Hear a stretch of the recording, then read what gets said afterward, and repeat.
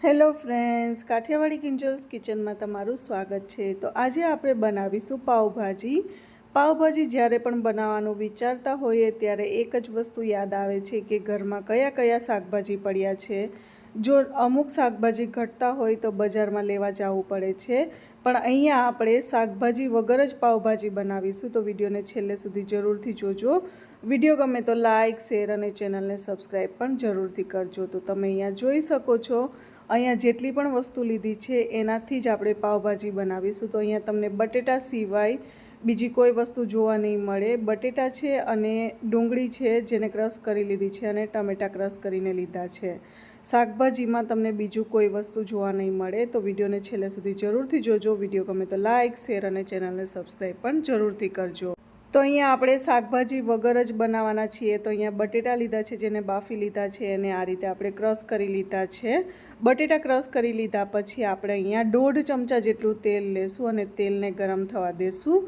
જેવું તેલ ગરમ થાય એટલે આપણે અહીંયા હિંગ ઉમેરીશું। હિંગ ઉમેર્યા પછી અડધી ચમચી જેટલી હળદર ઉમેરીશું। બજાર જેવી જ પાવભાજીનો ટેસ્ટ લાગે છે। તમે ખાશો તો તમને ખબર પણ નહીં પડે કે આમાં શાકભાજીઓ ખૂટે છે, ખાલી બટેટાથી જ બનાવેલી છે। અહીંયા આપણે ખાલી બટેટાનો જ ઉપયોગ કરીશું।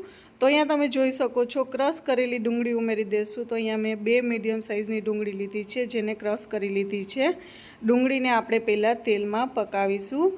ડુંગળીની સાથે સાથે આપણે આદું, લસણ, મરચાં અને ધાણા ભાજીની પેસ્ટ પણ ઉમેરી દઈશું, એટલે ડુંગળી પાકશે ત્યાં સુધીમાં એનો જે કાચો ટેસ્ટ છે એ પણ નીકળી જશે અને સારી રીતે પાકી જશે। તો અહીંયા આપણે આદું, લસણ, મરચાં અને ધાણા ભાજીની પેસ્ટ ઉમેરી દીધી છે, એનાથી ટેસ્ટ પણ ખૂબ જ સરસ આવે છે।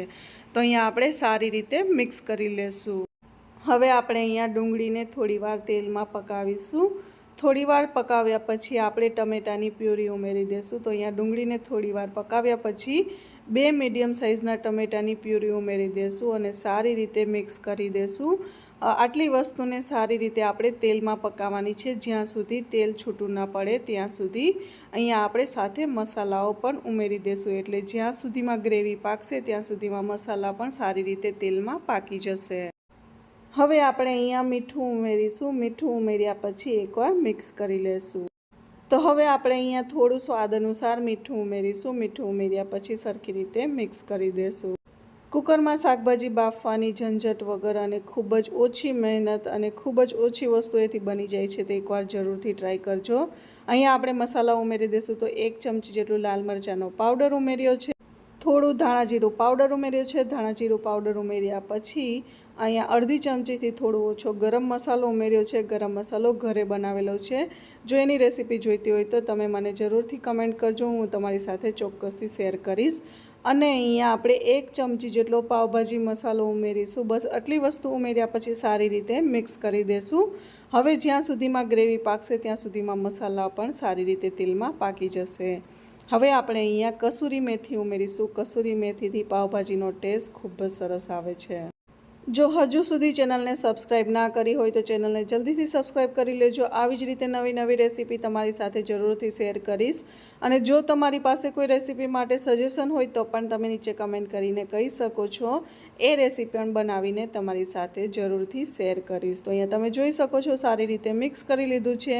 હવે આપણે અહીંયા ધીમા તાપે સારી રીતે ગ્રેવીને પકાવીશું। તો તમે અહીંયા જોઈ શકો છો, ધીમે ધીમે તેલ પણ છૂટું પડવા લાગ્યું છે। વચ્ચે વચ્ચે આપણે અહીંયા હલાવતા પણ રહેશું, એટલે તળિયે બેસી ન જાય એટલા માટે। તો તમે અહીંયા જોઈ શકો છો, તેલ પણ છૂટું પડી ગયું છે। ગ્રેવી જે છે એ સરસ રીતે તેલમાં પાકી ગઈ છે। તો હવે આપણે અહીંયા બટેટાનો છૂંદો ઉમેરી દઈશું। તો અહીંયા તમે જોઈ શકો છો, બાફેલા બટેટાને આ રીતે ક્રશ કરી દીધા છે। તો આપણે અહીંયા બટેટાને ઉમેરી દઈશું। બસ આટલી જ વસ્તુ ઉમેરવાની છે। તો અહીંયા આપણે એક પણ શાકભાજીનો બીજો કોઈ ઉપયોગ નથી કર્યો। બટેટા ઉમેર્યા પછી એકવાર સરખી રીતે મિક્સ કરી દઈશું।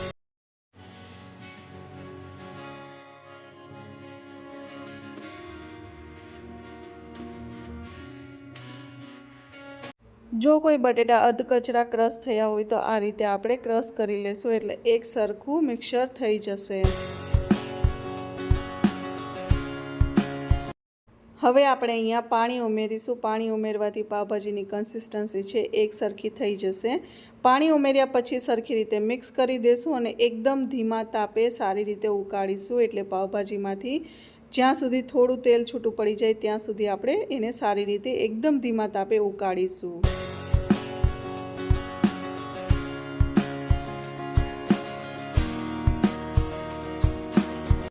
તો કેવી લાગી તમને આજની રેસીપી? જો વિડીયો ગમ્યો હોય તો વિડીયોને લાઇક, શેર અને ચેનલને સબસ્ક્રાઈબ જરૂરથી કરજો। આવી જ રીતે નવી નવી રેસીપી તમારી સાથે શેર કરતી રહીશ।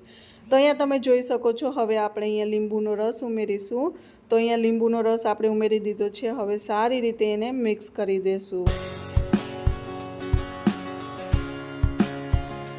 તો અહીંયા તમે જોઈ શકો છો, ભાજીમાંથી તેલ પણ છૂટું પડવા લાગ્યું છે। તો હવે આપણે ગેસ બંધ કરી દઈશું અને તવા પર ભાજીને સારી રીતે વઘારીશું।